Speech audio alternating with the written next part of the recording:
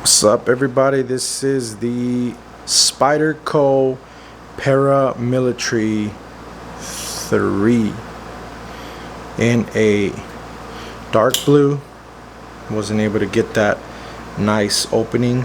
As you see, you have the little lock back here. That's how you would lock it into place. In a dark blue, G10 handles. I mean, this is a very, very beautiful knife. I think it's having problems because it's trying to focus in on that small little spider logo. There it goes. Perfect. I guess I have to block out the back. So this is 110V steel. I might have to loosen it up a little bit just so I can flick it out. There it is. You're not really supposed to. These come pretty much dialed in, preset. I had a deep pocket clip that I bought. It was in a stone washed version that I was going to change it out to, but after looking at the stone wash clip, I feel like the one that's on there right now is a little bit better. The one that's on there just seems like it's a little bit nicer, it's a little bit deeper, it's got the Spyderco insignia, and it just seems like the stone wash one is not as deep, which I really love deep pocket clips. Let me move this stuff out the way. I mean, deep pocket clips are probably my favorite. What I really like is the way that they designed this is to avoid the lanyard hole. Nonetheless, this is a beautiful knife. I've been using it here and there. I just bought it, so that's why it looks pretty immaculate. It doesn't look scratched up or nothing. So if you guys are thinking like, yeah, right, this guy doesn't use his knives, I just got this. So the Para 3 is basically a compact version of the Paramilitary 2. So those of you that have the Paramilitary 2 know that this is just a little bit smaller than that one.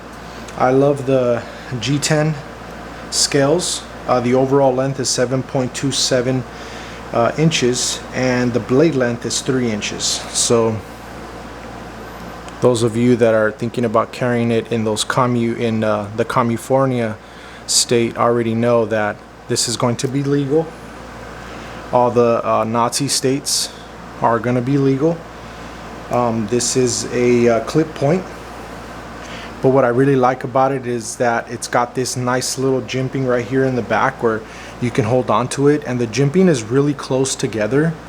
So what that does is it just gives it a little bit more of an aggressive type of jimping where it just seems like your skin just gets locked in there. So when you're using your thumb, I mean, it feels like I got some sandpaper just right there.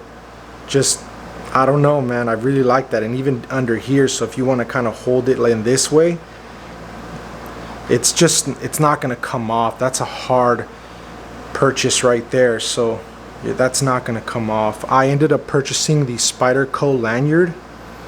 So the Spyderco lanyard is pretty long. As you see, it's probably the length of the handle. If I pull it, probably a little bit more, but for the most part it's about the length of the handle. So some people really like these lanyards. Some people feel like this one in particular was a little bit expensive. I believe I paid about $30 for this lanyard, but I really like it. I wanted to make a purchase of a really nice knife that could last me a long time and maybe even pass it down to my son once he gets of age. These are made in the USA, and it's out of Golden, Colorado. I don't have anything to cut with it, but I mean, when I think of a paramilitary blade, I think of a blade for some kind of a militia. You're going to be out in the field for a while. You're going to need it to cut rope, probably cut certain pieces of cloth, cutting fishing line, maybe doing some light batoning with it, nothing crazy. But that 110 that 110V steel it's gonna get the job done.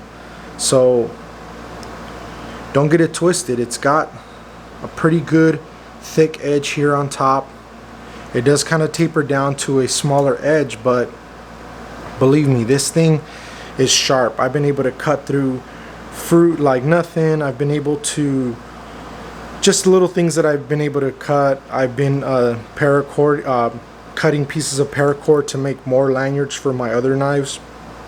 That way I can just buy the beads and then I can braid the lanyard.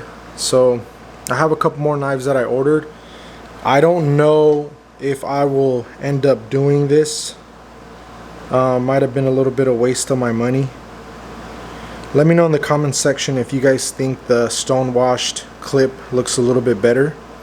I think this one's awesome, and then it's deeper, so it's a deep pocket. I'm not really, I don't think I've ever lost a knife before, so I'm pretty lucky in that regard.